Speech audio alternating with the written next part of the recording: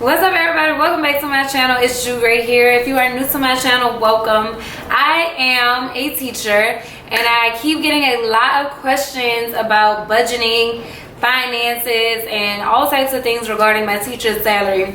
I did actually make a video. I will link it down below. I did make a video on how to survive on a teacher's salary, or how I budget on a teacher's salary, but I do want to also give you some updates and talk about a few things. So if you're interested, keep watching. Okay, y'all, so the first thing I do want to talk about is contracts. And for my state, I am in the state of Texas. I don't know if this is for actually every city or district in my state, but the districts that I have worked in, even the districts that I've worked in California, when you sign a contract, you can sign either a 10, 11th, or 12-month contract. So I am on a contract where I work 10 months, but I get paid 12 months. So throughout the year, I get paid every single month, even during the summer when I am not working. So all that means is that my salary is instead broken up. It's spread out all throughout the 12 months. It's not broken up into only 10 months, and then I don't get paid in the summer months. With that being said, I do want to disclaim that because there are a lot of assumptions that teachers don't get paid during the summer, or they do get paid during the summer. It depends on where you are. There's no set in stone. Every teacher does not make the same, and I said that in my last video. There's no cap on really how much you can really make as a teacher. There are stipends that you can get. It depends on if you have additional degree. It depends on if you are bilingual. So there are multiple stipends that you can get. You can also do extracurricular activities, which is coaching, sponsorships, anything like that that's extra. Even after school tutorials, most schools pay for that as well. I know I did. When I did after school tutorials, I got paid an additional hourly rate. So I also want to say that for me, how I personally budget with my teacher salary, I have multiple incomes. I don't rely on just one income because it's just never set in stone. You never know when that job could fire you. I mean, I'm back, you know, like with the union and everything, but you just never know. And that goes for any job. You could get hurt and disabled and you're not able to work anymore, so they let you go, or you're just on disability and you can't supplement the income with just a disability check. I personally I don't trust it, and I don't want to ever rely on one income. So I have multiple. Could I survive on just my teacher salary? Yes, I could. But there's also things that I want to do. I want to travel freely. I want to not be in debt at all. I want to help my parents. I mean, I want to give back. So me being able to have extra money and not just live comfortably, that's an important goal of mine. Also, when it comes to budgeting, I personally, there is a limit on my savings as to what I will not go below.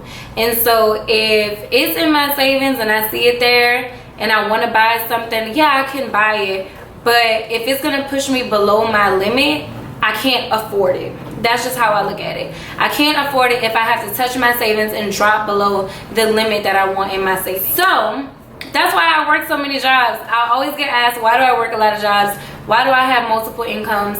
I also think people don't really understand that for me, I don't like to be stagnant, and I don't like to be bored or lazy. I'm like, it's the Sagittarius in me. I always have to be doing something. That could be going out, that could be working, that could be creating, whatever it is. I can't just be, I have a lot of extra time on my hands. I like to work. I just feel like, why not make extra money with all the extra time that I have? So I did work summer school. That was an additional month. So technically I only have July off. And I still do like Postmates and things like that, y'all, because I just feel like I'm not too good to earn extra money. YouTube is definitely a supplemental income for me. I'm taking a break from the store. I don't know if I'm gonna go back, but I was working at a store in the mall. So, and I don't like to say the store because I don't know if I'm gonna go back, and just privacy things. So if I go back, yeah. But that was income. I did after school tutorials. That's income. My necklaces and my journals, that's income. So I'm never just relying on one source of income, and I strongly urge people to feel the same way. I actually just applied to another job So another sales job that I can actually do once I'm finished teaching and on the weekends. So I'm just always thinking about how I can plan ahead and set myself up so Lord forbid if anything ever happens, I can either help my family or I cannot work for a few months and I will be okay. I hope that I have explained this and I've helped you all, but I don't want to get in too specifically as to how much I make. I just think that's too personal and that's too private, and I don't want nobody telling me how I should spend my money and worrying about how much I make. So that's why I don't do that. But I will say, in Texas, depending on where you are, the salary is starting 50 and above. There are some districts that start at 54. There are some districts that start at 51. So it depends. I haven't seen a district that has not started at 50 and above. So that's like a range, a base of where teachers start in Texas as far as my area. And I'm talking about districts like Aldine, A-Leaf, Lamar Consolidated, Pearland, HISD. I'm talking about all of those surrounding districts. So if you are in the Houston area and you're interested in getting into teaching, I will look at those areas as far as income and pay. They're pretty competitive and they have supplemental incomes as well, meaning the stipends they'll have. If you are bilingual, you get an additional income or an additional stipend. You can get like $2,500 on top of your starting salary. If you have a master's degree, you get an additional stipend. If you're taking up a coaching gig, you get an additional stipend. Again, there's no like everybody makes the same, because everybody is dipping and dabbing and putting their hands into something else. And I know for me, baby, I'm gonna be trying to coach anything I can because your girl is after a bag, okay? So I hope this video was informative and I helped you all again. Don't hesitate to leave me any questions.